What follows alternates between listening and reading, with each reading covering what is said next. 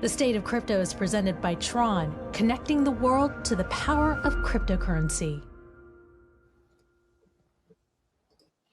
All right, let's get right into it. The Department of Justice charged 2 Russian nationals with the 2014 Mt. Gox hack. At the time, one of the biggest thefts in crypto history. Time now to check in with CoinDesk Global Policy and Regulation Managing Editor Nick Day, who is also the editor of CoinDesk's State of Crypto newsletter. Good morning, Nick. Good morning. Happy Monday. Happy Monday, coming off the weekend right into some DOJ news. We learned about this late last week. Tell us about what the DOJ revealed about the hack. Yeah, so Friday morning, the U.S. Department of Justice charged 2 Russian nationals with being part of the hack, alleging that the individuals had basically been able to access Mt. Gox between 2011 and 2014 and were able to siphon off, in the DOJ's estimate, well over 660,000 Bitcoin. Clearly a significant amount. That lines up, of course, with the infamous Mt. Gox hack that we've all, reported on and heard about. At the time, I believe it was around 740,000 Bitcoin that were believed to have been stolen. But of course, the DOJ's estimate is based on what they've been able to track, rather than just what was initially reported.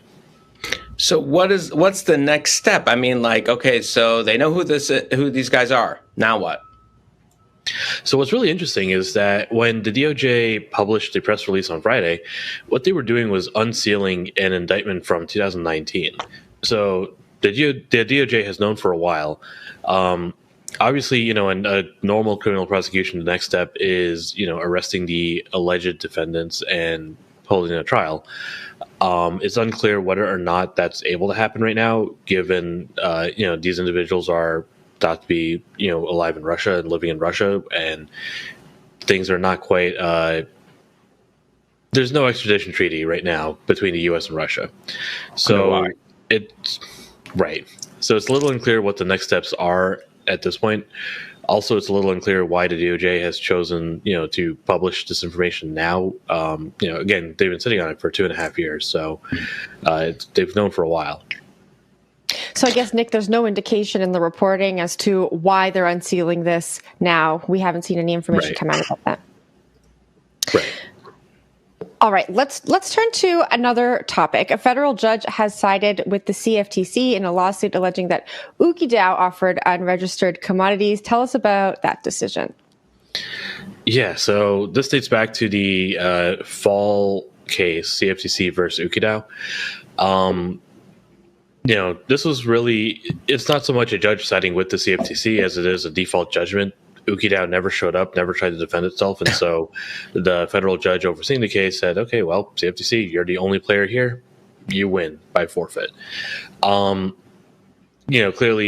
not an ideal case if you're UkiDAO, but also, kind of the broader implications, right? The case has always been kind of symbolic, I think, of this idea that the federal government can and will go after decentralized entities. It's not the first time, of course. There was Ether Delta, DEX way back when, but this was, I think, a slightly more prominent case because there were, charges. There was a settlement with the predecessor to the DAO.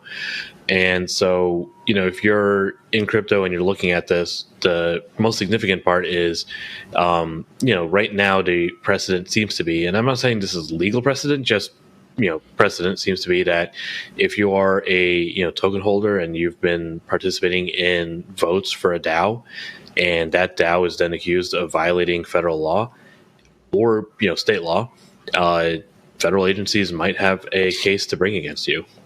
Uki was the case where they served them on the by email or something. I'm trying to remember that one. They posted on a help forum and sent a message. Yeah. So okay, they didn't show up. Now what? Again, same thing. Now what? No one shows up. No one cares. What happens now? Who do they collect from? Yeah, honestly, I don't think I'm sure the CFTC cares about the $600,000 plus that they're supposed to get in fines, but again, the bigger precedent, I think, is the fact that we now have a full court case that's gone from beginning to end. There were amicus briefs from various representatives of the crypto industry. Beginning to end, the case is done. The conclusion is, yes, you can serve a DAO. You don't have to have their actual address. You don't even have to have their actual names, although the judge did choose to order the CFTC to serve 2 individuals who were associated with the DAO in the past to try and satisfy those particular tenants.